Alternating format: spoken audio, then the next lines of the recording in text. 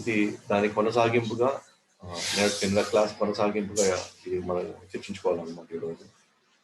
Actual చెప్పాలంటే దేవతలు సైతము కృష్ణుడికి ప్రార్థిస్తారనమాట. మన 5వ స్కందం భాగవతం కానీ మనం వెళ్ళినట్లయితే ఇతర లోకాల్లో ఉన్న దేవతలు యొక్క వాళ్ళ యొక్క భావాల్ని, వాళ్ళ ప్రార్థనని మనం చూడగలుగుతాం అనమాట 5వ స్కందంలో. ఇతర దేవతల లోకాలు, ఆ లోకాల్లో ఎటువంటి వాతావరణం ఉంటుంది, ఇవన్నీ కూడా ఎక్స్ప్లెయిన్ చేస్తారు అనమాట. అక్కడ దేవతలు కూడా ఏమని ప్రార్థిస్తారంటే మాకు మానవ జన్మ కావాలని నేను ప్రార్థిస్తాను అనమాట. మానవ జన్మ మాత్రమే అత్యంత శ్రేష్టమైనది అనమాట వైకుంఠం వెళ్ళడానికి. ఎందుకనంటే దేవతల జన్మల్లో విపరీతమైన ఇంద్రతృప్తి ఉన్న కారణంగా వాళ్ళు భగవంతుని అంత సులభంగా వాళ్ళు ప్రార్థించారు, అంత సులభంగా వాళ్ళు తలుచుకోలేరు. అధికారం, విపరీతమైనటువంటి ఇంద్రతృప్తి అనుభవించేటువంటి ఆ స్థాయి ప్రమాణాలు హైయెస్ట్ లెవెల్లో ఉన్నప్పుడు భగవంతుని మీద ఆధారపడాల్సినటువంటి ఆ యొక్క భావాలు ఎప్పుడు అక్కడ కలగవు అనమాట. ఎందుకంటే దేవతల లోకాల నుంచి మనం కృష్ణుడి వైపు వెళ్ళడం కంటే కూడా మానవుల జన్మలో నుంచి మనం కృష్ణుడి వైపు వెళ్ళడం చాలా ఈజీ. ఎందుకంటే మానవ జన్మలో ఒకరోజు కష్టం ఉంటుంది, ఒకరోజు సుఖం ఉంటుంది, ఒకరోజు దుఃఖం ఉంటుంది, ఒకరోజు సుఖం ఉంటుంది. ఇట్లా సుఖం దుఃఖం కాకుండా ఎక్కడో దగ్గర మనిషి ఏంది నాకు ఈ సుఖం వస్తుంది, ఎందుకు నాకు ఈ దుఃఖం వస్తుంది, ఇది శాశ్వతంగా నేను సుఖంగా ఉండి నేను ఏం చేయాలి అనేటువంటి ఆ ఆలోచనలు మొదలవుతాయి అన్నమాట ఇది మానవ జన్మలో. కానీ దేవతలుగా పుట్టిన తర్వాత దేవత జన్మల్లో మనకి ఫుల్ ఇంద్రతృప్తి ఉన్నప్పుడు మనకి భగవంతుడి మీద ఆధారపడాల్సినటువంటి అవసరం కానీ అవకాశం కానీ మనకి ఉండదన్నమాట. మనకి అందుకే వాళ్ళు మళ్ళీ ఎక్కడ పుట్టాలనుకుంటారు మా జన్మలాగా అంటే భరత వర్షంలో పుట్టాలనుకుంటారు. భరత వర్షంలో అంటే భరత ఖండంలో ఎక్కడైతే పుణ్యనదులు, ఎక్కడైతే పుణ్య స్థలాలు, తీర్థాలు, ఎక్కడైతే ఆచార్యులు నడుమాడారో, ఎక్కడైతే భగవంతుడి యొక్క అవతారాలు అనేకంగా ఈ ఈ ఈ పార్ట్ ఆఫ్ ల్యాండ్ అంటే ఈ నేల మీద మాత్రమే వచ్చింది కదా, సో అక్కడ పుట్టాలనుకుంటారు అన్నమాట వాళ్ళు. ఓకే, సో అక్కడ పుట్టి వాళ్ళ కోరిక ఎప్పుడు ఎలా ఉంటుందంటే నేను ఎప్పుడు నిరంతరమైన సేవ చేసుకోవాలని అటువంటి మానవ అటువంటి స్థలాల్లో అటువంటి పరిస్థితుల్లో నేను పుట్టి నిరంతరం నిన్ను స్మరించుకునేలాగా నిరంతరం ఎప్పటికీ కూడా నీ గురించి తలుచుకుంటూ మేము జీవితం గడపాలని వాళ్ళు కోరుకుంటారు అన్నమాట. ఇది దేవతల యొక్క కోరికగా ఉంటుంది, ఎప్పుడు వాళ్ళ ప్రార్థనలుగా ఉంటాయి ఇవన్నీ కూడా. దానికి బ్రహ్మ విమోహనలు అయిపోయిన తర్వాత సో కృష్ణుడు తను దేవాది దేవుడు తన స్థానాన్ని నిరూపించుకున్న తర్వాత బ్రహ్మ ఒకటే కోరుకుంటాడు అనమాట. నేను మళ్ళీ ఇలాగ నేను నా యొక్క స్థానాన్ని లేదా నేను ఏదో చాలా ఉన్నతమైనటువంటి స్థాయిలో ఉన్నటువంటి భావన నాకు మళ్ళీ నాకు కలగకూడదు. నాకు మళ్ళీ ఓకే, నేను ఎప్పుడు తక్కువ భావంతో నేను చూడకూడదు. అలా నేను చూడకూడదు అనుకుంటే మాత్రం నాకు వచ్చే జన్మలో నేను ఇక్కడ ఒక నీచ జన్మలో నేను పుట్టి నిరంతరం నేను స్మరించుకునేలాగా నాకు ఒక అవకాశం ఈయనైనా అంటున్నాను అన్నమాట బ్రహ్మ. ఆ బ్రహ్మ విమోహన అయిన తర్వాత భాగవతంలో ఆ బ్రహ్మే ఇప్పుడు చైతన్య మహాప్రభు లీలలో హరిదాస్ ఠాకూర్ లాగా వస్తుంది అన్నమాట. హరిదాస్ ఠాకూర్ ఇక్కడ నామాచార్య అంటారు. నామాచార్య అంటే నిరంతరం నామంలో ఆయన జీవితం గడుపుతున్నాడు. సో ఆ బ్రహ్మే ఒక నీచుగుణం అంటే అట్లీస్ట్ వేదాల స్టాండ్స్ ప్రకారంగా హరిదాస్ ఠాకూర్ ఒక ముస్లిం కుటుంబంలో పుట్టడం వల్ల సో ఆ ముస్లిం అనేటువంటి ఇది వేదాల ప్రకారంగా కానీ చూసుకుంటే కనుక వాళ్ళు యావన్లు నేర్చాలు అంటే చాలా తక్కువ స్థాయి జన్మలు అనమాట. ఆ బ్రహ్మ ఇప్పుడు అలాంటి హరిదాస్ ఠాకూర్ లాగా ఆయన మళ్ళీ చైతన్య మహాప్రభు లీలలో పాల్గొని నిరంతర నామస్మరణలో ఆయన భగవంతుని తలుచుకుంటుంటారు. దీన్ని బట్టి అర్థమైందంటే దేవతలు సైతము కృష్ణుడి వైపు వాళ్ళు బయటపడడానికి వాళ్ళే మాజన్మ కావాలనుకుంటారు, వాళ్ళే ఇటువంటి పరిస్థితులు పుట్టాలనుకుంటారు, వాళ్ళు నిరంతర సేవలో ఉండాలనుకుంటారు. ఇప్పుడు మనం గమనించినట్లయితే మనం అందరం ఆ పొజిషన్లో ఉన్నాం. మనం మాజన్మ వచ్చింది, భరత వర్షంలో ఉన్నాం, నిరంతరం భగవాన్ యొక్క హరినామం అవకాశం మనందరికీ ఉంది. ఏదైతే బ్రహ్మ కోరుకున్నాడో ఆ బ్రహ్మ కోరుకున్నట్లో ఇవాళ మనం ఆ పొజిషన్లో ఉన్నాం మనం అందరం. సో ఆ పొజిషన్లో ఉండి మన యాక్చువల్గా మనం మన ద బెస్ట్ మనం చేయడానికి మనం ప్రయత్నించాలన్నమాట. పైగా అదే దేవతలు గమనించినట్లయితే ఎప్పుడు కూడా దేవతల లోకాలు ఎవరైనా ఒక జీవుడు వైకుంఠం వైపు వెళ్ళిపోతున్నాడు అని అంటే ఈ ఈ జన్మ మృత్యు జరా వ్యాధి ఈ భౌతిక జగత్తు నుంచి అతను పూర్తిగా విడుదలయ్యి వైకుంఠం వెళ్ళిపోతున్నాడంటే ఈ దేవతలందరూ కూడా వాళ్ళ లోకాల నుంచి ఆ వెళ్ళిపోయేటువంటి వైకుంఠానికి వెళ్ళే ఆ జీవుడి మీద విపరీతమైన పూలవర్షం కురిపిస్తారు అన్నమాట. విపరీతమైన ఆయనకి అంటే ఒక పెద్ద ఉత్సవం లాగా చేసుకుంటారు అన్నమాట. జీవుడి యొక్క వైకుంఠ ప్రయాణాన్ని అంత ఆనందపడతారు అన్నమాట. తిరిగి వైకుంఠం వెళ్ళిపోతున్నాడు కదా అని. ఎంత ఎంత అదృష్టవంతుడు. నిజంగా అతను భగవంతుని ఏ స్థాయిలో ఆయన తృప్తిపరిచాడో అతను వెళ్ళిపోగలుగుతున్నాడు. ఎంత ఆనందంగా ఉంది. ఈ ఈ ఎన్నో వేల జన్మలుగా ఇక్కడ అతను జన్మించి ఎన్నో రకాల బాధలు పడి ఎన్నో రకాలుగా ఇబ్బందులు పడి అతనికి ఇవాళ అతను తిరిగి తన ఇంటికి వెళ్ళిపోతున్నాడు.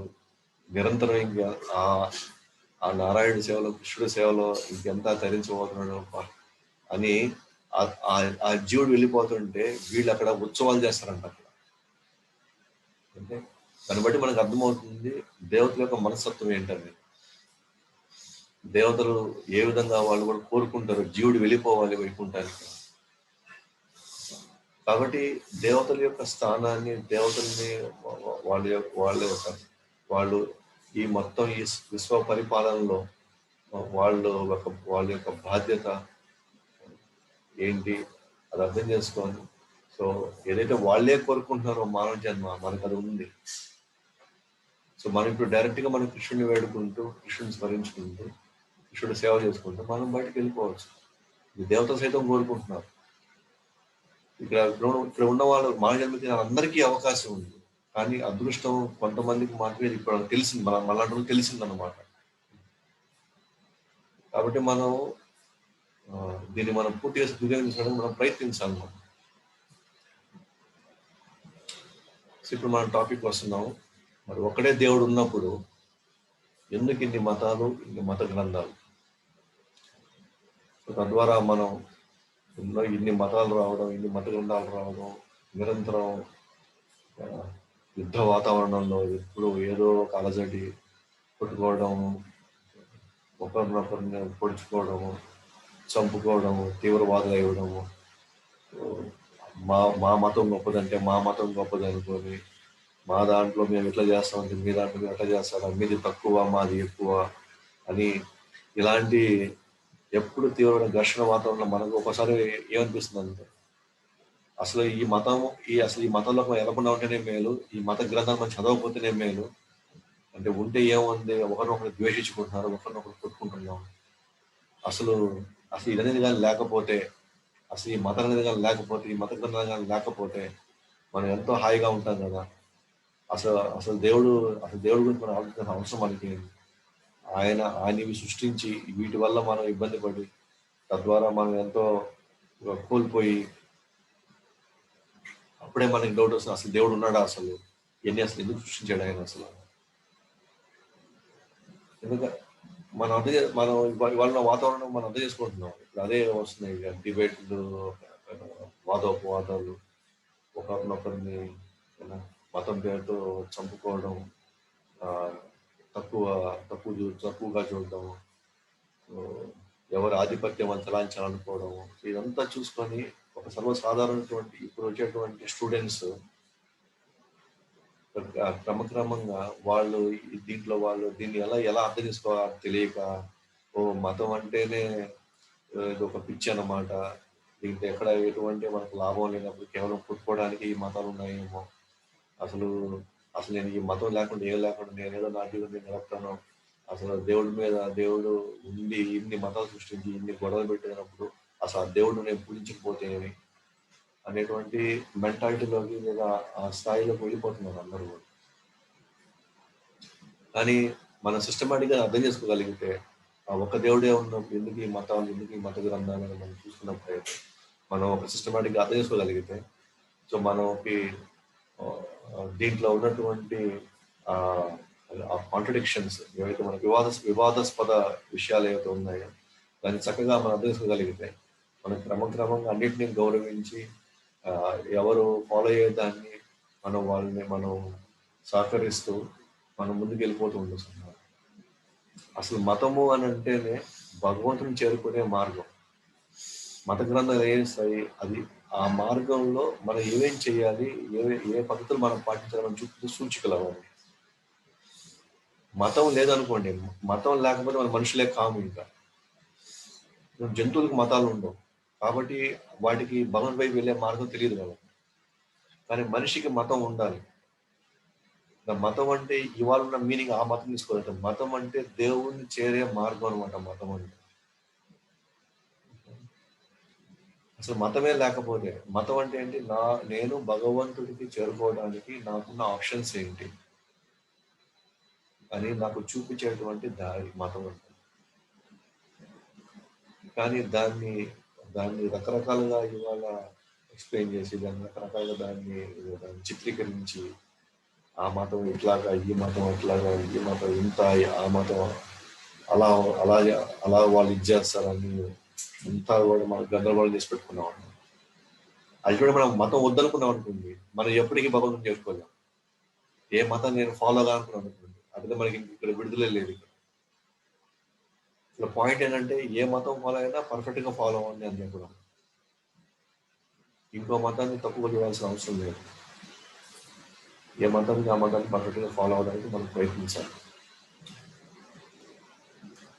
ఇక్కడ ఎప్పుడు చూసినా భగవంతుడు ఎప్పుడు ఒకడే అనమాట. ఒకడే సూర్యుడు అనుకోండి, ఆయనకి వివిధ నామాలు ఉంటాయి. ఇక్కడ ఇంగ్లీష్లో సన్ అంటారు, హిందీలో సూరజ్ అంటారు, ఇంకా మిగతా సంస్కృతంలో భాస్కర్, ఆదిత్య, తెలుగులో సూర్య.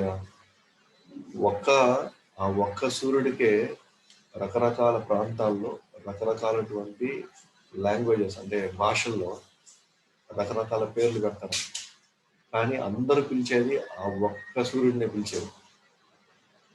అలాగే నీరుందనుకోండి, తమిళ్లో తన్ని అంటారు, ఇంగ్లీష్లో వాటర్ అంటారు, తెలుగులో నీళ్ళు అంటారు, హిందీలో పాని అంటారు. కానీ భాష వేరు మారినా సరే, మన వేరే ప్రాంతాల నుంచి మారినా సరే, అందరూ సూచించేది ఒక్క అంశం గురించే, అది నీళ్ళ గురించి.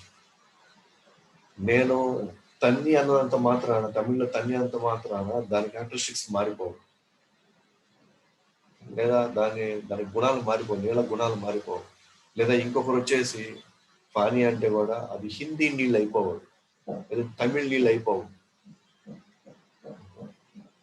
ఎట్లాగైతే మనం తన్ని అన్నా సరే, లేకపోతే పానీ అన్నా సరే, అది హిందీ నీళ్లు కాదు, లేకపోతే తమిళ నీళ్ళు కాదు, లేదా తెలుగు నీళ్ళు కాదు. ఆ ఒక్క నీళ్ళనే మనం వేరే వేరే పద ప్రయోగాలతో ఆ ఒక్క నీళ్ళనే సూచిస్తున్నాం. అదేవిధంగా ఇక్కడ ఆ ఒక్క భగవంతుడినే, ఆ కృష్ణుడిని, ఆ ఒక్క భగవంతుడినే రకరకాల పేర్లతో పిలుస్తారు అనమాట. ఒక్కొక్క ప్రాంతంలో, ఒక్కొక్క భాషలో, వాళ్ళ గ్రంథాల్లో ఇచ్చిన దాన్ని బట్టి. భగవాన్ అని కొంతమంది అంటారు, భగవంతుడు భగవాన్ షడైశ్వర్య పూర్ణుడు. షడైశ్వర్య పూర్ణుడు అనే అర్థం వచ్చేదాన్ని భగవాన్ అంటారు. అలాగే పరమాత్మ అంటే, ఇక్కడ ఉన్న అనేక ఆత్మలు ఉన్నాయి, కానీ అన్ని ఆత్మల కంటే కూడా అత్యంత ఉన్నతమైన ఆత్మ ఈయన పరమాత్మ. భగవంతుడు పరమాత్మ అనే పేరు ఇస్తారు, ఆ ఒక్క భగవంతుడికి పరమాత్మ అనే పేరు ఇస్తారు. అలాగే ఒక్క భగవంతుడు అల్లా అంటున్నారు అనమాట. ఆ కృష్ణుడినే అల్లా అంటున్నారు. అల్లా అంటే ఏంటి? అత్యంత శక్తిమంతుడు. శక్తిమంతుడు అనేది ఆయనలో ఒక గుణం. అతి శక్తివంతమైనటువంటి ఒక గుణం అన్నమాట. ఆయనకున్నటువంటి అనేక గుణాల్లో అతి శక్తివంతమైన ఒక గుణం అనమాట. అతి శక్తివంతమైన ఆయనే కదా అతి శక్తివంతుడు అంటే. అతి శక్తివంతుడికి అరబిక్ లో పేరు చేసి అల్లా అనమాట. అరబిక్ లో, సో అరబిక్ భాషలో భగవంతుడిని అల్లా అని పిలుస్తారు. తమిళ భాషలో నీళ్ళని తన్ని అని పిలుస్తారు. అదే నీళ్ళని ఇంగ్లీష్ లో వాటర్ అని పిలుస్తారు. అలాగే యహోవా అని ఆ ఒక్క భగవంతుని యహోవా అంటున్నాం అనమాట. అతి దయామయుడు అని అర్థం అనమాట. All merciful. యెహోవా అంటే. యెహోవా అనే టైటిల్ ఎందుకంటే ఆయనలో ఒక గుణానికి మనం యెహోవా అనే టైటిల్ ఇస్తున్నాం అన్నమాట. అలాగే రామ అంటున్నాము. ఆ ఒక్క రామ అని ఎందుకు అంటున్నాం అంటే ఆయన అందరినీ రమింపజేసేవాడు, అందరినీ ఆనందపరిచేవాడు రామ. రమింపజేయడం అనేది ఒక గుణం. ఆ రమింపజేయడం గుణానికి రామ అని. ఆయన కంటే మించి రమింపజేసేవాడు కాబట్టి అందుకే ఆయనకి ఒక పేరు ఇవ్వచ్చు. రామ అనే పేరు కూడా మనం చెప్పొచ్చు. అల్లా అనే పేరు కూడా మనం మాట్లాడవచ్చు. వేరే వేరే భాషల్లో ఆ ఒక్క భగవంతుడికే ఆయనలో ఒక గుణాలను తీసుకొని వచ్చి ఒక ఒక నామాన్ని వాళ్ళు జోడిస్తున్నారు. అలాగే కృష్ణ, ఆ ఒక్క భగవంతుడు మన కృష్ణ అని, కృష్ణ అంటే అందరినీ ఆకర్షించేవాడు.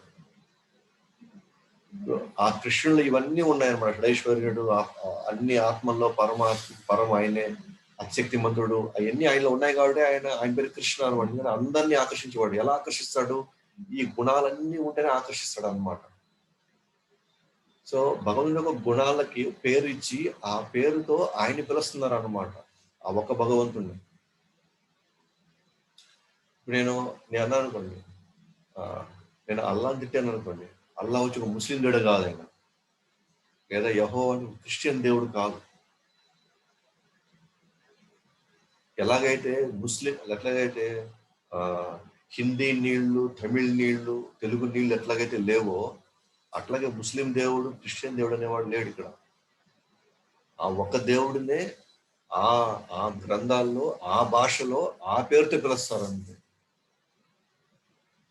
ఎలాగైతే నీళ్ళని ఇంగ్లీష్ బుక్ లో వాటర్ అని పిలుస్తారో, తమిళ బుక్ లో తన్ని అని పిలుస్తారో, అలాగే ఆ ఒక్క భగవంతుడినే మనం ఇప్పుడు ముస్లింలు వచ్చేసి నేను కృష్ణాన్ని తిట్టాలనుకుంటున్నాను, నేను కృష్ణుడిని చీల్చి చెండాడుతాను, నేను కృష్ణుడిని విపరీతంగా నేను అవమానపరచడం. దాని అర్థం ఏంటి? అల్లానే అవమానపరచడం అర్థం.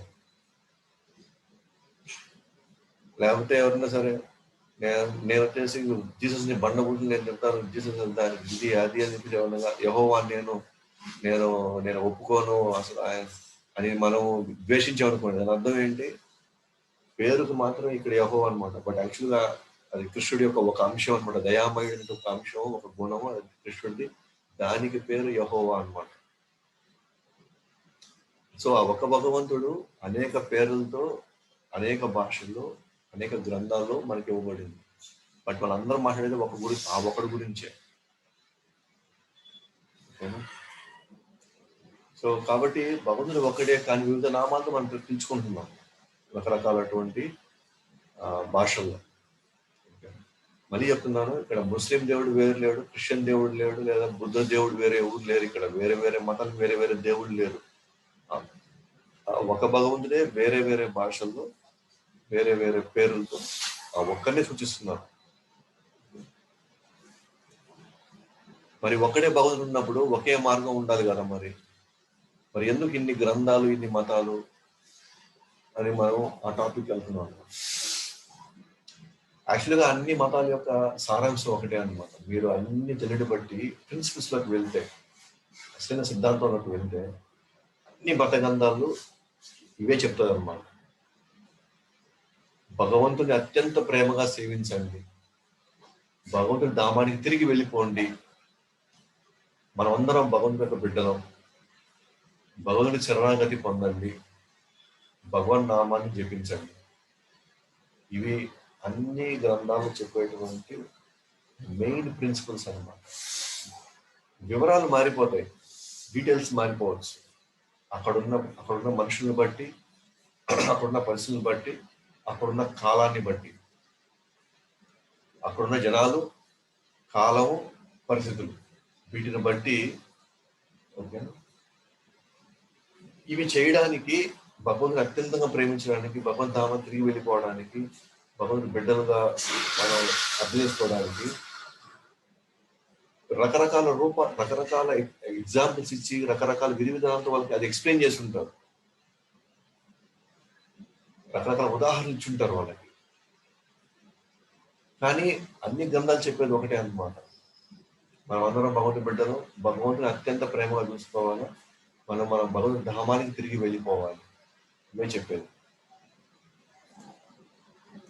సో మరి ఎందుకు మరి అన్ని ఒకటిగా చెప్తున్నప్పుడు మరి ఇన్ని భిన్నంగా ఎందుకు ఉన్నాయి ఇక్కడ అంతా? ఈ డిఫరెన్సెస్ ఏంటి అసలు అని మనం గమనించినప్పుడు ఎప్పుడైనా సరే ఒకే ఒక ధర్మం ఉంది, ఒకే ఒక మార్గం ఉంది. ఆ ధర్మం ఒకటే మార్గం ఇక్కడ అని చెప్పాను. కానీ కాలాన్ని, ప్రదేశాలని, పరిస్థితులను బట్టి వివిధ రూపాల్లో అవి ఇవ్వబడ్డాయి. ఉదాహరణ సనాతన ధర్మం ఎప్పుడు వచ్చింది అంటే మనం ఫాలో అయ్యేటువంటి సనాతన ధర్మం ఏదైతే హిందూయిజం అనుకుంటున్నామో, ఆ హిందూయిజం అనే పేరు కూడా మనకి వేదాలు ఎక్కడ ఉండదు. హిందూ అనే పేరే ఉండదు అక్కడ. ఇది పాకిస్తాన్ వాళ్ళు ఇచ్చినటువంటి పేరు అనమాట, హిందూ అనే పేరు. మన సింధు నది ఇటువైపు ఉంటాం కాబట్టి సింధు తర్వాత అది హిందూ అయిపోయింది. వాటి మన హిందువులం కాదు, మన సనాతన ధర్మం, మనందరూ సనాతన ధర్మానికి చెందిన వాళ్ళం అనమాట. అది ఎప్పుడు వచ్చింది? సృష్టి ఆరంభంలో వచ్చింది. అది సృష్టి ఆరంభంలో వేదాలు, ఈ సనాతన ధర్మం వేదాలతో పాటు వేదాల్లో ఇవ్వబడింది సనాతన ధర్మం. భగవద్గీత ఎప్పుడు వచ్చింది? 5,000 సంవత్సరాల క్రితం వచ్చింది, ద్వాపర యుగం అంతంలో. బౌద్ధం ఎప్పుడు వచ్చింది? 2,500 సంవత్సరాల క్రితం వచ్చింది. క్రైస్తవం ఎప్పుడు వచ్చింది? 2,000 సంవత్సరాల క్రితం వచ్చింది. అలాగే ఇస్లాం ఎప్పుడు వచ్చింది? 1,500 సంవత్సరాల క్రితం వచ్చింది. సనాతన ధర్మం ఎప్పటి నుంచో ఉంది, ఒకే ధర్మం ఉంది. ఫస్ట్ నుంచి సృష్టి ఆరంభం నుంచి 5,000 సంవత్సరాల వరకు ఒకటే ధర్మం పాటించేవారు. మొత్తం ఈ ప్రపంచం అంతా కూడా ఒకటే ధర్మాన్ని పాటించేవారు.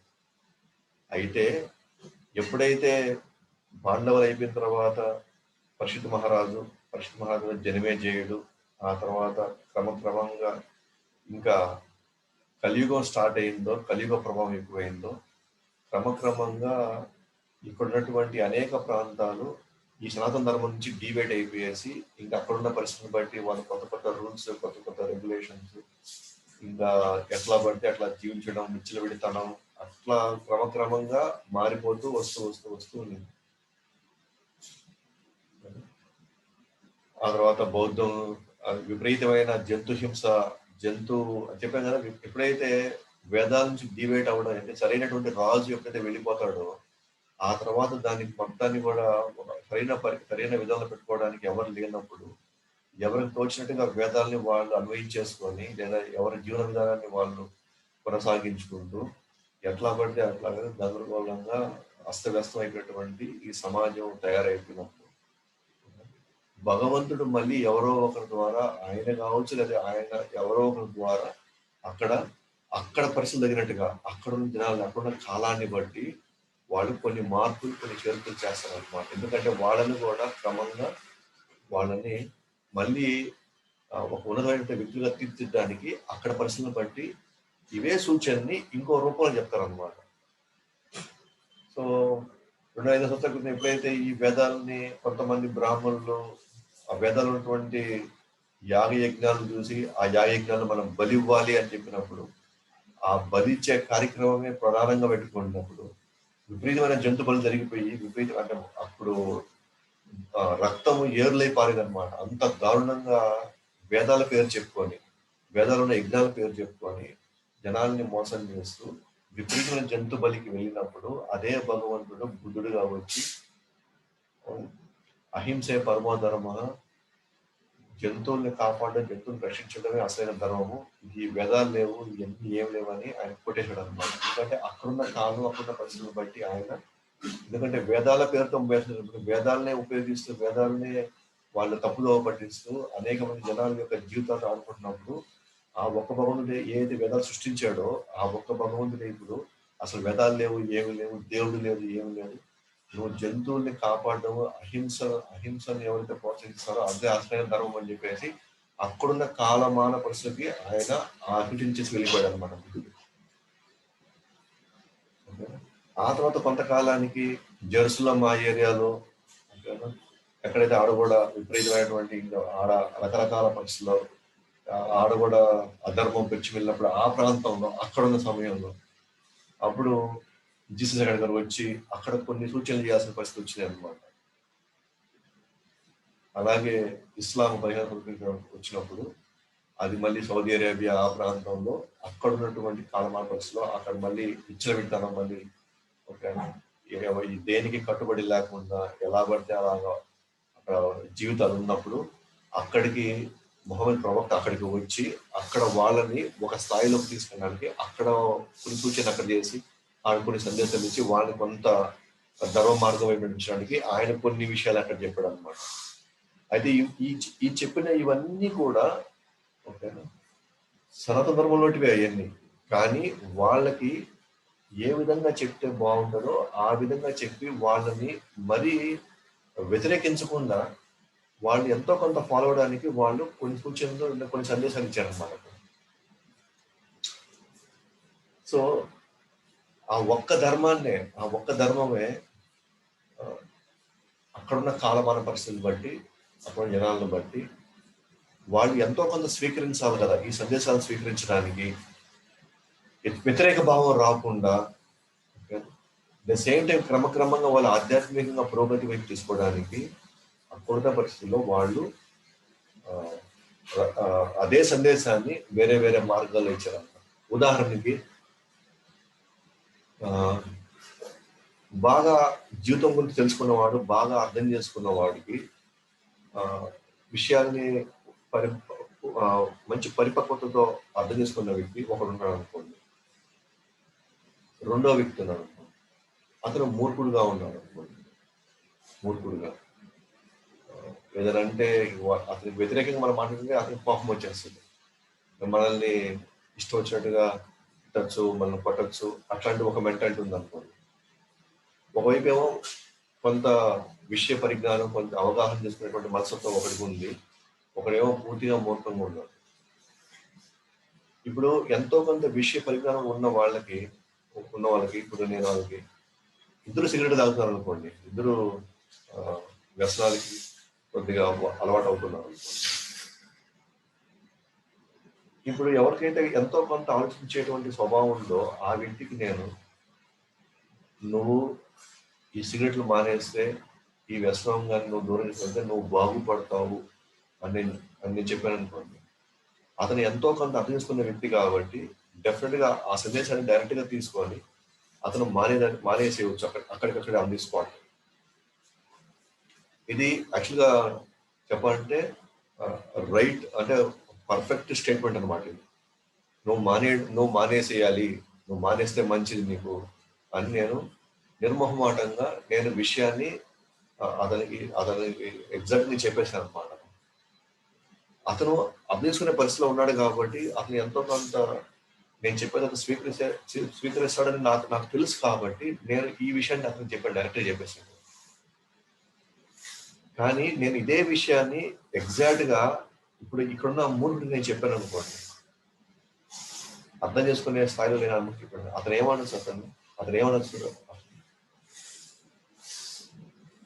నువ్వు ఎవరు నాకు చెప్పడానికి, నువ్వు చెప్తే నేను వినాలనా, నా ఇష్టము, నేనేమని చేసుకుంటాను, నీకేంటి అని అక్కడి నుంచి మనకి సమాధానం వస్తుంది కూడా అలాంటి సమాధానం.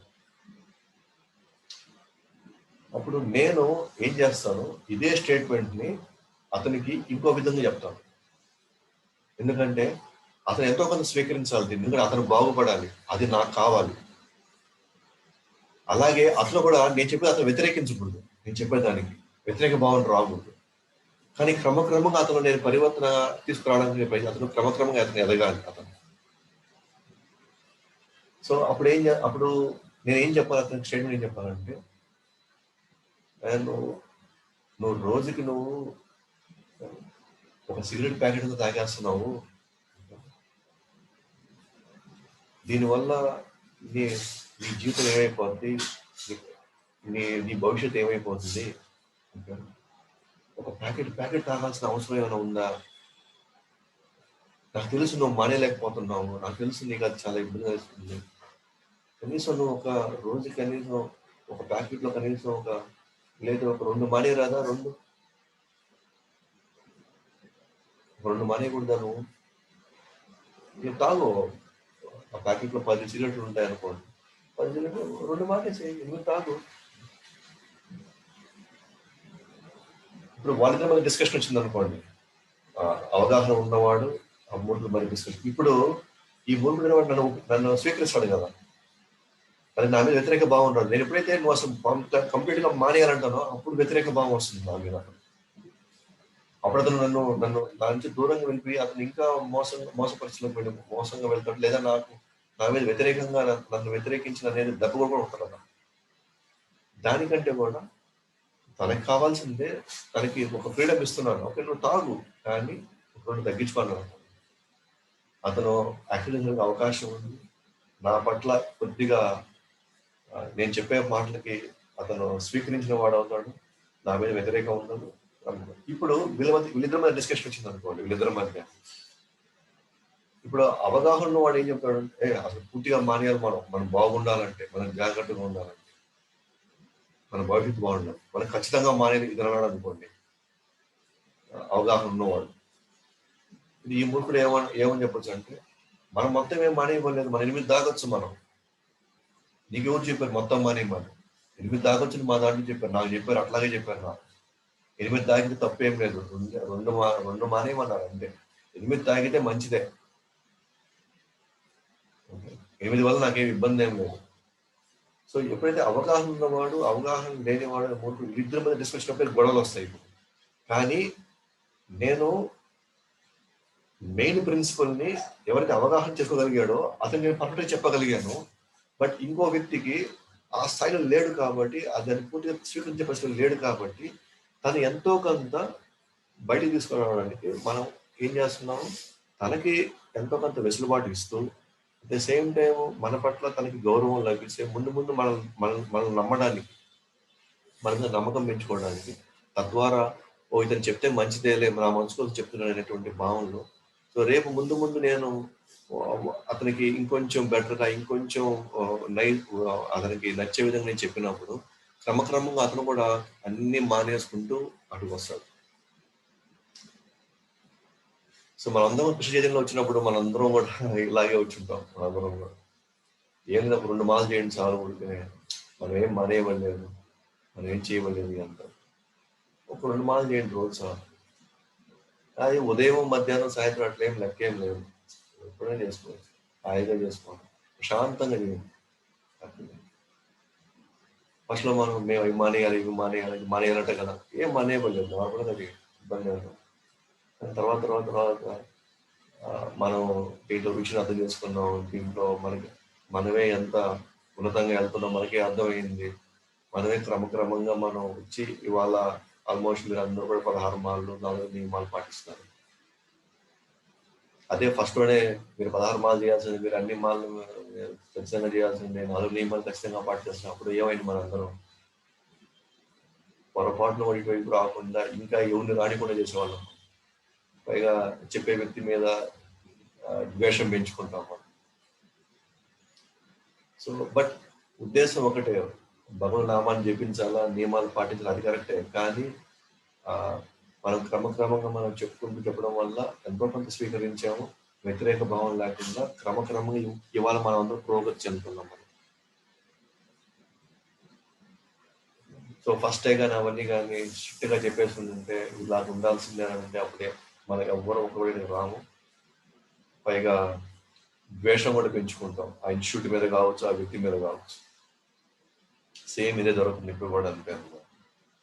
రకరకాల కాలాల్లో రకరకాల పరిస్థితుల్లో రకరకాల జనాల యొక్క పరిస్థితిని బట్టి ఆ ఒక్క భగవంతుడే ఆ ఒక్క సాయంత్రం కదా ఆ మెసేజ్ని అక్కడ ఉన్నట్టు రకరకాల దూతల ద్వారా అక్కడ వాళ్ళు ఎంతో కొంత స్వీకరించేలాగా, ఎంతో కొంత వ్యతిరేక భావం లేకుండా వాళ్ళు క్రమక్రమంగా పురోగతి చెందడానికి ఆధ్యాత్మికంగా. ఈ డీటెయిల్స్ లో ప్రాబ్లం వచ్చింది కానీ ప్రిన్సిపల్ మాత్రం ఒకటే. అది ఇక్కడ చిన్న ఎగ్జాంపుల్ చెప్తాం అనుకుంటున్నాం. సో ఒకరు ప్రైమరీ స్కూల్లో ఉన్నారు, రెండో హై స్కూల్లో ఉన్నాడు, మూడు అతను కాలేజీలో ఉన్నాడు. సో స్కూల్లో ఉన్న వ్యక్తికి ఎప్పుడు చూసినా మనం పెద్ద నంబర్ నుంచి చిన్న నంబర్ను మైనస్ చేయమంటాం. 5 - 2 3, 7 - 4 3, 10 - 5 5 1. ఎప్పుడు చిన్న నంబర్ నుంచి పెద్ద నంబర్ ఎప్పుడు మనం మైనస్ చేయమని చెప్పాం ఫస్ట్ లో. సో అతను కూడా తనకున్నటువంటి కెపాసిటీని బట్టి సాయం బట్టి ఒక 5లో 2 తీసేసాము, 3 ఉన్నాయి అని. అది అతనికి తనకున్న కెపాసిటీకి తన ఉన్న క్లాస్కి తను ఎంతవరకు స్వీకరించగలదో అంతే ఇచ్చారు అనమాట. అదే మ్యాథ్స్ టీచర్ మళ్ళీ హై స్కూల్కి వెళ్ళినప్పుడు 8th 9th 10th వెళ్ళినప్పుడు అక్కడ చిన్న నెంబర్ నుంచి పెద్ద నెంబర్ ఎలా తీయాలో అక్కడ చెప్పేసి ఉంటారు. అతను -3 అనేస్తారు. అదే మ్యాథ్స్ టీచరు కాలేజీకి వెళ్ళినప్పుడు ఇంకొంచెం హయ్యర్ లెవెల్ మ్యాథమెటిక్స్ ఇస్తాడు. ప్రోగ్రెషన్స్ అని, క్యాల్కులస్ అని చెప్పి ఇంకొంచెం కాంప్లికేటెడ్ మ్యాథమెటిక్స్ ఇస్తాడు. ముగ్గురు ఇచ్చిన మ్యాథమెటిక్సే.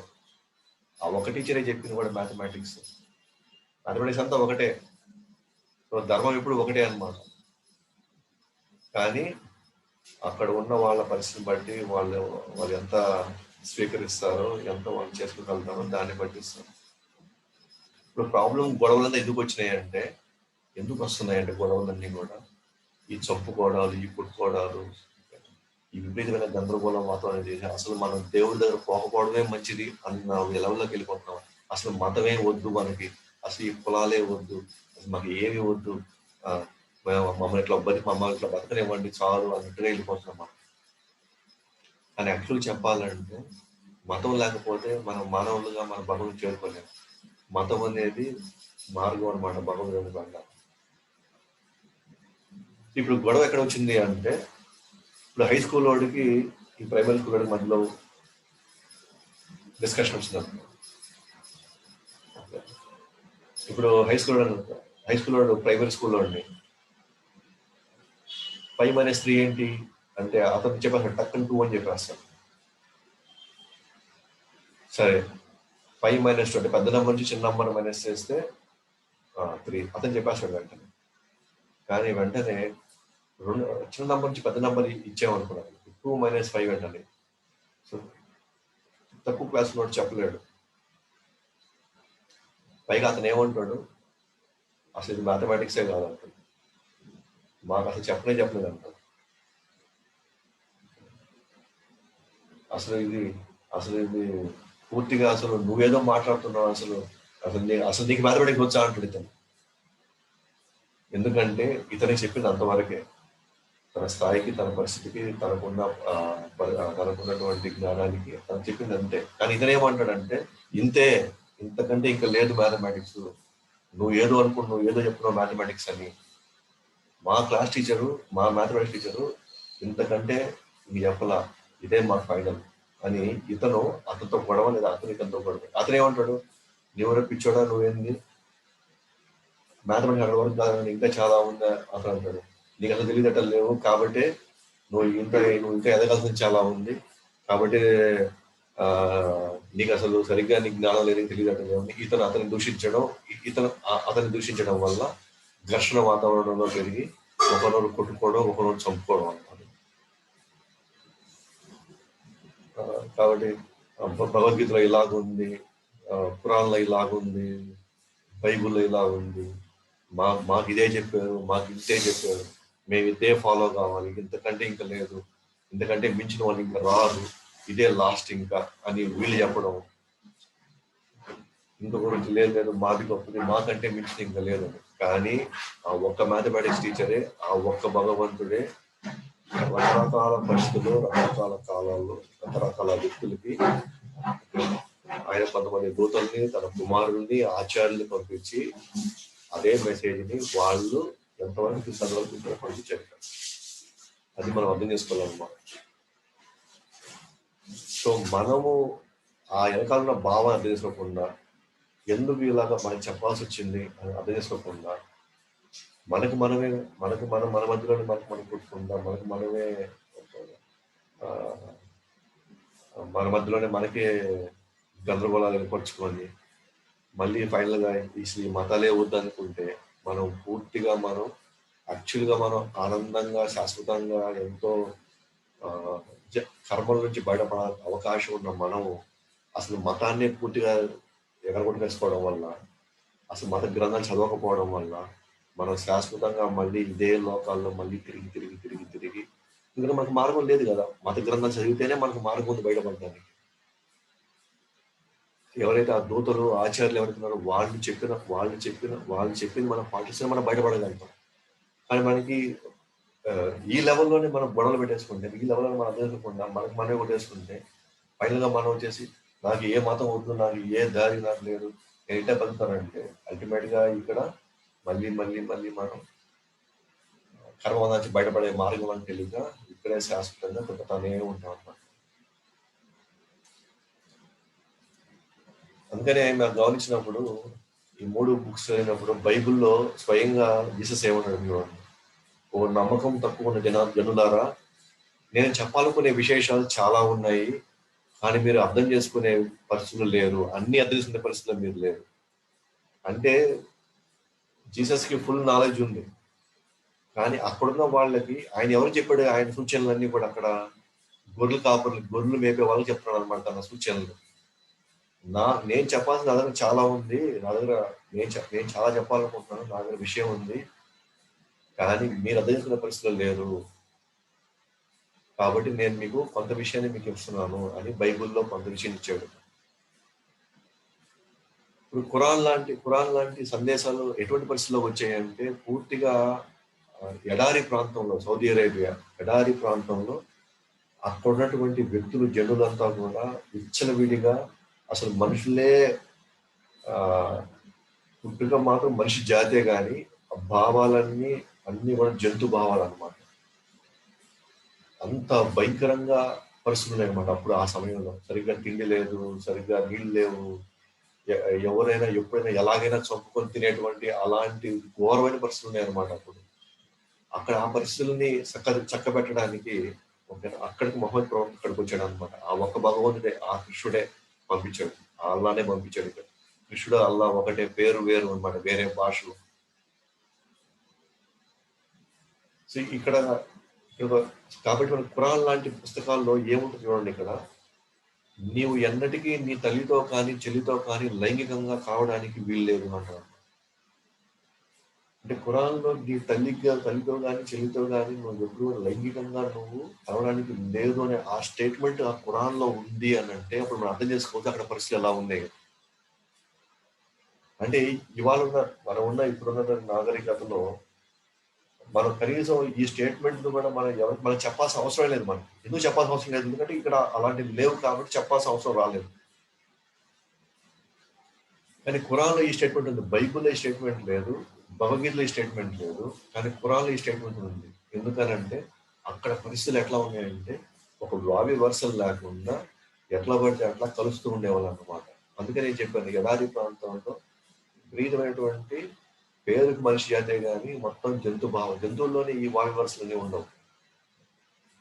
కాబట్టి ఆ పుస్తకంలో అక్కడ అలాగా అక్కడ వాళ్ళకి జరిగినట్టుగా అక్కడ ఇవ్వాల్సి వచ్చింది. అక్కడ అదే మీరు భగవద్గీతకు వచ్చారనుకోండి, ఇక్కడ కృష్ణుడు దేవాదేవుడు, వినేవాడేవాడు అర్జునుడు, అత్యంత జ్ఞానవంతుడు, పూర్తి అవగాహన ఉన్నటువంటి వ్యక్తికి అతను అర్థం చేసుకునే కెపాసిటీలో ఉన్నాడు కాబట్టి, ఎంత చెప్పినా అతను స్వీకరించే పరిస్థితిలో ఉన్నాడు కాబట్టి కృష్ణుడు 7వ అధ్యాయం 2వ శ్లోకం చెప్తున్నాడు, నేను నీకు మొత్తం జ్ఞానం ఇస్తున్నాను, ఇది తెలుసుకున్న తర్వాత నీకు ఇంకా తెలుసుకోవడానికి ఇంకేమీ లేదంటున్నాడు. బైబుల్ ఏం చెప్పాడు, నేను నీకు చాలా చెప్పాలనుకుంటున్నాను, కానీ మీరు అన్ని అర్థం పరిస్థితిలో అన్ని మీరు తీసుకునే పరిస్థితుల్లో మీరు లేరు అని అక్కడ చెప్తున్నాడు. అంటే అక్కడున్న జనాలు, అక్కడున్న పరిస్థితులను బట్టి అక్కడ ఆమె అది ఇస్తున్నాడు. కానీ భగవద్గీతలో కంప్లీట్ నాలెడ్జ్ ఉంది ఇక్కడ. ఎందుకంటే స్వీకరించుకునేవాడు అర్జునుడు ఫుల్ నాలెడ్జబుల్ పర్సన్ అనమాట. ఎంత చెప్పినా దాన్ని అవగాహన చేసుకొని దాన్ని పాటించే పరిస్థితిలో ఉన్నాడు.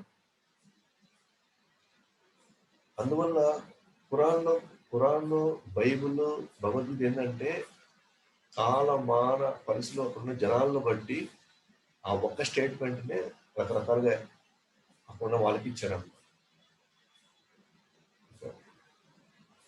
ఉదాహరణకి భగవద్గీతలో అసలు మనం మాంసం ఊసే లేదనమాట. అక్కడ నువ్వు మాంసం తిను అని కానీ మాంసం తినొద్దని కానీ స్టేట్మెంట్లు లేవు అక్కడ. ఎందుకనంటే ఆల్రెడీ అర్జునుడు హయ్యర్ లెవెల్లో మాంసం తినకూడదని అతనికి బాగా తెలుసు కాబట్టి, మాంసం స్వీకరించకూడదని అతనికి తెలుసు కాబట్టి కృష్ణుడు అయితే చెప్పాల్సిన అవసరమే రాలేదు. ఎందుకంటే ఆల్రెడీ పూర్తి అవగాహనలో ఉన్నాడు. కానీ ఖురాన్ లాంటి పుస్తకాల్లో నువ్వు మాంసం తీసుకోవచ్చు ఎందుకు చెప్పబడింది అని అంటే, ఎందుకంటే అది ఇచ్చింది ఆ ఎడారి ప్రాంతంలో సరిగ్గా వాళ్ళ ఆహారం దొరకదు కాబట్టి, వాళ్ళకి నీళ్లు, ఆహారం పండించుకునే అవకాశం లేదు కాబట్టి వాళ్ళకి మీరు మాంసం తీసుకోవచ్చు అని చెప్పేసి వాళ్ళకి అక్కడ అవకాశం ఇచ్చాడు. ఒకవేళ తీసుకున్నా కూడా దాన్ని హలాలు దానికి దేవుడికి ప్రార్థించి అది మక్కా వైపు దాన్ని తలబెట్టి దానికి ఎక్కడో ఈ ఈ గొంతులో ఉన్న సన్నని నరాన్ని ఒక నరాన్ని దాన్ని మాత్రమే కట్ చేయాలన్నమాట. మొదట దానికి నొప్పి లేకుండా అన్నమాట. అంటే ఇంత రూల్స్ రెగ్యులేషన్ పాటించాలన్నమాట. ఏది ఆ జంతువుని బలి ఇవ్వడానికి. అంటే జంతువు బలి ఇవ్వాలన్నా కూడా అది మహాపాపం కాబట్టి నువ్వు భగవంతుని తలుచుకుంటూ చేయమంటున్నాడు అక్కడ. అదే కూరగాయలకైతే భగవంతుని తలుచుకుంటూ నువ్వు కట్ చేయమని చెప్పలేదే. చెట్లని మన అది ఆకుకూరలు తీసుకున్నప్పుడు నువ్వు భగవంతుని తలుచుకుని నువ్వు చేయండి అందుకంటే అది పాప కార్యం కాదు, అది సహజ కార్యం అనమాట. మాన్యంలో తినాలి కాబట్టి మనకి ఇచ్చిన ఫుడ్స్ అవి. కానీ మాంసం తినడం పాప కార్యం కాబట్టి నువ్వు భగవంతుని తలుచుకుంటూ భగవంతుని ప్రార్థిస్తూ నువ్వు ఈ కార్యం చేయి, సో దట్ అట్లీస్ట్ కొంతవరకు నువ్వు ఈ పాప కార్యం నువ్వు బయటపడతావని వాళ్ళకి అవకాశం లేదు అక్కడ. అక్కడ తిండి తిప్పలు నీళ్లు గీళ్లు ఏముండవు ఎడారి ప్రాంతంలో, కాబట్టి వాళ్ళకి అక్కడ అవకాశం ఇచ్చాడు. కానీ భగవద్గీతలు ఇవ్వాల్సిన అవసరం లేదు, ఎందుకంటే ఆల్రెడీ వాళ్ళు కంప్లీట్ గా అప్పుడు సమయంలో భగవంతుడికి నివేదించి తినేటువంటి ఆహారం తీసుకునేవాళ్ళు అప్పుడు. కానీ ఇప్పుడు గొడవ ఎక్కడ వచ్చింది అంటే ఇప్పుడు భగవద్గీతలో నుంచి ఎవ్వరు మాంసం తినకూడదు ఇక్కడ. ఎస్ అది కరెక్టే, కానీ పురాణాలు ఏమంటారు మనల్ని చెప్పున్నారు మమ్మల్ని తినమని. తిన్నే మేము ఇష్టం వచ్చింది మేము తినొచ్చు, నువ్వు ఎవరు మాకు చెప్పడానికి అని వాళ్ళు అనొచ్చు. పురాణంలో కూడా నువ్వు ఖచ్చితంగా నువ్వు మాంసం తీసుకునే తీరాలి అని లేదనమాట. నువ్వు తీసుకోవాల్సి వస్తే అంటే అది ఆప్షనే అన్నమాట, తీసుకోవాల్సి వస్తే. కానీ వాళ్ళు ఏమంటారండి మమ్మల్ని తీసుకోమని చెప్పేసి మాకు ఫుల్ లైసెన్స్ ఇచ్చేసాడు బాగుంది అంటారు వాళ్ళు. సో ఈవెన్ భగవద్గీతలో కూడా ఇప్పుడు ఈవెన్ హిందువుల్లో కూడా భగవద్గీత ఎక్కడో చూపించండి మాకు మాంసం ఎక్కడ తినకూడదు చెప్పండి మాకు చూపించండి అంటారు. అది చెప్పాల్సిన అవసరం లేదు అక్కడ, ఎందుకంటే ఆల్రెడీ అర్జునుడు ఫాలో అవుతున్నాడు. ఫాలో అవుతున్నప్పుడు ఆటోమేటిక్గా ఆ స్టేట్మెంట్ ఇవ్వాల్సిన అవసరమే లేదు కదా. అంటే అర్జునుడు కానీ చెప్పాడంటే ఆల్రెడీ మనం ఫాలో అవ్వాలని అర్థం, మనం మాంసం తీసుకోకూడదు అని అర్థం, లేదా మనకి భగవంతుడు ఏదైతే నిర్దేశించాడో ఆ పలహారాలు మాత్రం తీసుకోవాలని అర్థం అనమాట. అందుకని దేవుడే ఒకడే. అందుకని ఇక్కడ ముగ్గురు మనం గమనించినప్పుడు ప్రాఫిట్ ఏమంటున్నాడంటే I'm the messenger of God అంటున్నాడు, అంటే నేను భగవంతుడి యొక్క దూతని అంటున్నాడు. జీసస్ ఏమంటున్నాడు I'm the son of God, నేను భగవంతుడి యొక్క కుమారుడిని అంటున్నాడు. కృష్ణ ఏమంటున్నాడు ఐఎమ్ ది గాడ్ అంటున్నాడు, నేను నా నుంచి అన్ని వచ్చాయి, నేనే సర్వజీవులకి మాత దాత పితామహ అంతా నేనే అంటున్నాడు. అంటే ఆ ఒక్క భగవంతుడు ఆ ఒక్క కృష్ణుడే రకరకాల ప్రాంతాల్లో రకరకాల పరిస్థితులు బట్టి అక్కడ ఉన్నటువంటి జనాల యొక్క అవగాహన బట్టి వాళ్ళు తీసుకునే సామర్థ్యాన్ని బట్టి ఈ ఒక్క భగవంతుడే ఒక ప్రాంతంలో అల్లాగా పిలువబడి, ఇంకో ప్రాంతంలో యెహోవాగా పిలువబడి, ఇంకొక ప్రాంతంలో ఇంకో పేరుతో పిలువబడి, కానీ ఆ ఒక్క భగవంతుడే అందరి తన దగ్గర తీసుకోవడానికి ఒక్కోసారి తన దూతలను పంపిస్తున్నాడు, ఒకసారి తన బిడ్డలు పంపిస్తున్నాడు, ఒకసారి ఆచార్యులు పంపిస్తున్నాడు, గురువులు పంపిస్తున్నాడు. అని మొత్తానికైతే అందరిని తీసుకోవడానికి తన ప్రయత్నం చేస్తానన్నమాట. సో ఆ విధంగా భగవంతుడు ఒకటే, సందేశం కూడా ఒకటే, మార్గం ఒకటే, కానీ రకరకాల ప్రాంతాల్లో రకరకాల పరిస్థితులు బట్టి వాళ్ళు ఎంత స్వీకరించగలుగుతారో వ్యతిరేక భావం లేకుండా క్రమక్రమంగా ఎదగడానికి ఈ విషయాన్ని ఇవ్వడానికి భగవంతుడు మనము ఎంత త్వరగా ఎదురు రావడానికి మన పరిస్థితులను బట్టి ఆయన అర్థం చేసుకొని మనకి వెసులుబాటు ఇస్తున్నాడు అన్నమాట ఆయన దగ్గర అవ్వడానికి. సో అలా అందుకనే మనం చెప్పచ్చు ఇతర ధర్మాలన్నీ కూడా, ఇతర మత గ్రంథాలు, ఇతర ధర్మాలన్నీ కూడా చిన్న డిక్షనరీ లాంటివి అన్నమాట, చిన్న నిఘంటువులు, చిన్న చిన్న డిక్షనరీలు. కానీ సనాతన ధర్మం ఏదైతే ఉందో అది పెద్ద డిక్షనరీ. అంటే అన్నిట్లో ఉండే విషయాలన్నీ కూడా దీంట్లో ఉన్నాయి, అన్ని చిన్న చిన్న డిక్షనరీలో ఉండే అన్ని పదాలకి దీంట్లో ఉన్నాయి అన్నమాట. కానీ దీంట్లో ఉన్న విషయాలన్నీ కూడా, ఎందుకంటే కృష్ణ అన్నాడు అన్నమాట, నేను ఇది చెప్పిన తర్వాత నువ్వు తెలుసుకోవడానికి ఇంకేమీ లేదంటాడు. కానీ బైబుల్ ఖురాన్ ఎట్లా కాదు, నేను చెప్పాల్సింది చాలా ఉంది కానీ మీరు అర్థం చేసిన పరిస్థితులు మీరు లేరంటున్నాడు. అంటే బైబుల్ చెప్పింది సగము, దానికంటే ఇంకా తక్కువ చెప్పింది ఖురాన్లో, బట్ పూర్తిగా చెప్పింది ఎక్కడుంది భగవద్గీతలో. మనం క్రమక్రమంగా అర్థం చేసుకోగలిగితే బైబిల్లో కంప్లీట్ గా శరీరం గురించి, ఇంద్రియాల గురించి మాట్లాడుతుంది. ఇంద్రియాలతో సేవ.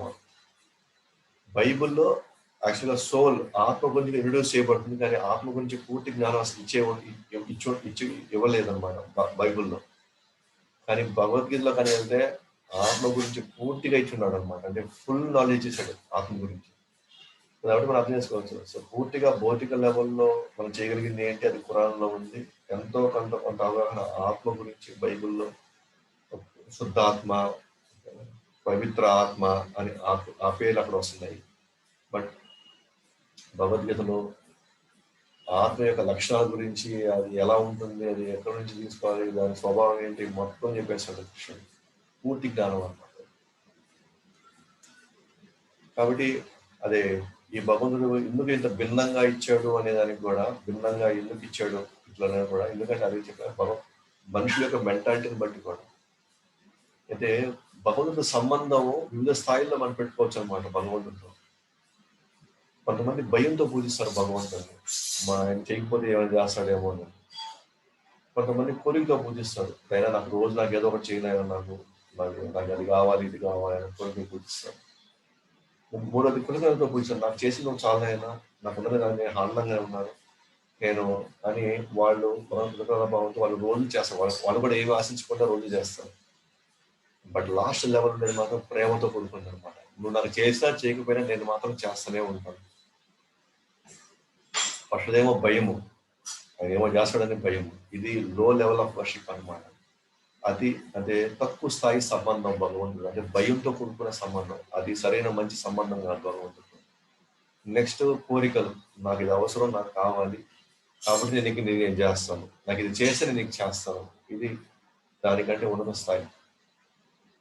మూడోది, నువ్వు నాకు చేస్తూ ఉన్నావు కాబట్టి నేను నీకు చేస్తూనే ఉంటాను.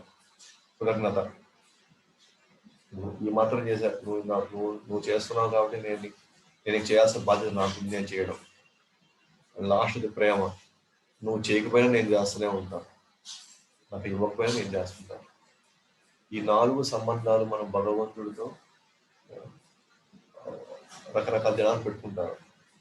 కానీ భగవంతుడు అత్యంతంగా ఎవరితో ఎక్కువ సంబంధం పెట్టుకుంటే, ఎవరికి ఆయన తను తానే సమర్పించుకుంటాడంటే, భగవంతుడే సమర్పించుకుంటాడంటే, ఎవరైతే ప్రేమ కోరుకుంటున్నారో, అంటే ఏ భక్తులైతే నువ్వు నాకు చేసినా చేయకపోయినా, నాకు అందించకపోయినా నేను మాత్రం నీకు చేస్తూనే ఉంటాను అని ఎవరైతే ఆ స్థాయికి వెళ్తారో, ఆ స్థాయి నుంచి భగవంతుని చేస్తుంటారో, ఆ భగవంతుడు వాళ్ళకి సరెండర్ అయిపోతాడు భగవంతుడు. అందుకే మనం చూస్తే ఖురాన్ స్టేట్మెంట్ చూస్తే, నువ్వు కానీ చేయలేదా నిన్ను నరకంలో వేస్తాడు నిన్ను అని, అలాంటి భయంతో కూడిన స్టేట్మెంట్స్ ఉంటాయి.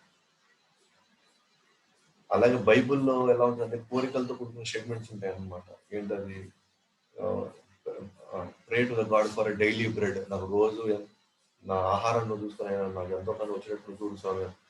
అరే భగవంతుడు మనం వద్దన్నా, మనకు కాదన్నా సరే ఆయన ఇస్తూనే ఉంటాడు. అయినా మనకి నమ్మకం లేక మనం వెళ్ళి మళ్ళీ ఆయనే కోరుకుంటాం, నాకు ఎంతో కొంత రోజు నా గజరెట్టు చూడు స్వామి. కానీ కృతజ్ఞతా భావం లేదా ఇంకా హయ్యర్ స్థాయి ప్రేమ, దీనికి సంబంధించిన భక్తి మీకు కావాలనుకుంటే, భయంతో కూడుకున్న భక్తి కాదు, కోరికతో కూడుకున్న భక్తి కాదు, కృతజ్ఞతతో కూడా కాదు, నాకు ప్రేమతో కూడుకున్న భక్తి కావాలనుకుంటే మాత్రం దానికి ఈ 2 పుస్తకాలే మన ఉండదు. అంటే హయ్యెస్ట్ లవ్, ప్యూర్ లవ్, భగవంతుడితో ప్రేమతోనే మనం సేవించాలనుకుంటే మాత్రం ఈ జగత్తులో మనకు దొరికే పుస్తకాలు ఈ 2. సో భగవంతుడిని ప్రేమతో ఎలా సేవించుకోవాలి, ప్రేమతో భగవంతుని ఎలా కట్టడి చేయాలి, మనం ఎలా సమర్పించుకోవాలి, అది హైయెస్ట్ లెవెల్ ఆఫ్ వర్షిప్. అది ఈ గ్రంథాలు మాత్రమే ఆ స్థాయిలో మాట్లాడతాయి. మిగతా గ్రంథాలన్నీ ఏదో ఒక విభాగంలో ఇరుకో ఉంటాయి అన్నమాట. కాబట్టి మనం గమనించుకున్నప్పుడు, సో భగవంతుడు ఒకడే, కానీ అప్పుడున్న కాలమాన పరిస్థితిని బట్టి వాళ్ళు స్వీకరించే దాన్ని బట్టి వ్యతిరేక భావం లేకుండా ఎంతో మంది ప్రభుత్వానికి ఆ ఒక్క సందేశాన్ని, ఒక్క మార్గాన్ని, వేరే వేరే రూపాన్ని వాళ్ళు ప్రజెంట్ చేస్తారు అనమాట. వేరే వేరే వ్యక్తులు పంపిస్తూ అక్కడ వాళ్ళకి అవకాశం, సో దట్ అందరూ ఎంతో కొంత వాళ్ళు భగవంతుడి దగ్గర చేరుకోవడానికి. అంతేగాని ఇక్కడ వేరే గ్రంథాలు, వేరే వేరే వేరే వేరే వేరే వేరే వేరే ముస్లిం దేవుళ్ళని, క్రిస్టియన్ దేవుళ్ళని ఇట్లా ఎవరు లేరు. అట్లా ముస్లిం దేవుళ్ళు, క్రిస్టియన్ దేవుళ్ళు వేరువేరుగా ఉండనట్లయితే అప్పుడు ముస్లిం దేవుడు, ముస్లిం కులాలు పుట్టిన వాళ్ళకి వేరే వేరే పరిస్థితులు ఉండాలి. అలాగే క్రిస్టియన్ దేవుడు క్రిస్టియన్ వాళ్ళని పుట్టించినట్లయితే వేరే వాళ్ళ వాళ్ళ వ్యవహార శైలి వేరుగా ఉండాలా. అలాగే హిందూ దేవుడు హిందువులు పుట్టించినప్పుడు వేరే వేరే మనస్తత్వాలు ఉండాలి, అంటే వేరే వేరే లక్షణాలు ఉండాలి. అని మనం గమనిస్తే అన్ని మతాల్లోనూ అన్ని మతాల్లోనూ ముసతనం, రోగం, చావు ఉన్నాయి. అన్ని మతాల్లో పేదరికం ఉంది, అవిడితనం ఉంది, వాళ్ళలో కూడా ద్వేషాలు ఉన్నాయి, క్రోధాలు ఉన్నాయి. ఎవరిని కొట్టిన రక్తమే వస్తుంది, ఎవరిని ఈ విధంగా తినాల్సిందే అందరూ కూడా. సో అందరూ ఒకే సిస్టంలో ఒకేలాగా ఒకే విధంగా అందరూ నడుచుకున్నప్పుడు, ఒకే విధంగా వాళ్ళు జీవిస్తున్నప్పుడు మరి అందరి తండ్రి ఒకటే ఉండాలి కదా, ఒకటే తండ్రి అయి ఉండాలి కదా. ఒక తండ్రి ఒక మాట ఉన్నప్పుడే కదా అందరికి ఒకటి. ఇప్పుడు ఎవరైనా సరే మా మతం గొప్పది, మా మతం గొప్పది, అప్పుడు మీ మతంలో ఫాలో అయ్యే ఎవరికి రోగం రాకూడదు, అప్పుడు మీ మతం గొప్పది. మీ మతం ఫాలో ఆ మతం ఫాలో అయ్యే వాళ్ళు ఎవరు కూడా చావకూడదు, అప్పుడు అది గొప్పది అనమాట. ఎవరైతే ఈ మతాన్ని ఫాలో వాళ్ళు ఎవరికి ముసలితనం రాలేదు అనుకుంటే అప్పుడు అది గొప్పది అనమాట. అట్లా లేదే, ఎవరు ఏం ఫాలో అయినా, ఏ ప్రాంతంలో పుట్టినా, ఎవరు ఎక్కడ పుట్టినా సరే సిస్టమ్ మాత్రం ఒకటి కానీ ఉంది. అందరూ కష్టం వస్తే హాస్పిటల్ పోవాల్సిందే, చదువు అంటే స్కూల్ పోవాల్సిందే. మరి రకరకాల దేవుళ్ళు ఉన్నప్పుడు అప్పుడు రకరకాల మెంటాలిటీస్ ఉండాలా, రకరకాల సిస్టమ్స్ ఉండాలి అప్పుడు. కానీ కొడితే బాధేస్తుంది, ఎవరైనా మంచి చేసి అందరు ఎమోషన్స్ ఒకటే కదా ఇక్కడ, అందరి ఎమోషన్స్ అందరూ ఒకటే. ఎవరికైనా మన సేవ చేసే అందరికీ ప్రేమ వస్తుంది, అది ఎవరికైనా ప్రేమ వస్తుంది. ఎవరైనా ఒక మాట్లాడినప్పుడు కోపం వస్తుంది, అది అందరికీ కోపం వస్తుంది. సో సిస్టమ్ అంతా ఒకటే అయినప్పుడు, అందరూ ఒకే విధంగా నడుచుకుంటున్నప్పుడు, లేదా ఆ మతం భాగం సపరేట్ ఇంకో కొమ్ములేమో రావట్లేదు. సో అంతా ఒకే విధంగా అందరూ అదే గాలి పీల్చుకోవాల్సిందే, అందరూ అదే ఆహారం తీసుకోవాల్సిందే. మరి ఏ విధంగా వీళ్ళు మాత్రం ముస్లిం దేవుడు అనిపించినట్టు, వీళ్ళ క్రిస్టియన్ దేవుడు అనిపించినట్టు, వీళ్ళు మాత్రం హిందూ దేవుడిని ఎక్కడ వచ్చారు? వీళ్ళంతా హిందూ దేవుడు పుట్టిన ప్రత్యేకంగా ఏమన్నా సెపరేట్ గా ఏమన్నా మనం తినకపోయినా సరే గాలి నుంచి అట్లాగే పీల్చుకునే ఏమైనా సెపరేట్ గా ఏమైనా ఉన్నాయా? పీల్చుకొని మనం జీవించే పరిస్థితులు మనకి ఏమైనా సెపరేట్ సిస్టమ్ ఏమైనా వచ్చినాయా? లేదా నేను ముస్లింలో పుట్టాను కాబట్టి నేను నాకు రోగం వచ్చిన వెంటనే నేను ఓ అల్లా అనుకోగానే అప్పటికప్పుడే అంతా పోయి అంతా సమస్య పోయేసి ఇంకా నాకు రోగం రాకుండా అట్లా ఏమైనా ఉందా? అది నేను జీసస్ నడుచుకోగానే నాకు మొత్తం రాత్రి నేను లక్షాధికారి అయిపోయేసి నాకు ఇంకా చావు లేకుండా నేను చేసుకోగలుగుతున్నాను? ఏం లేదు.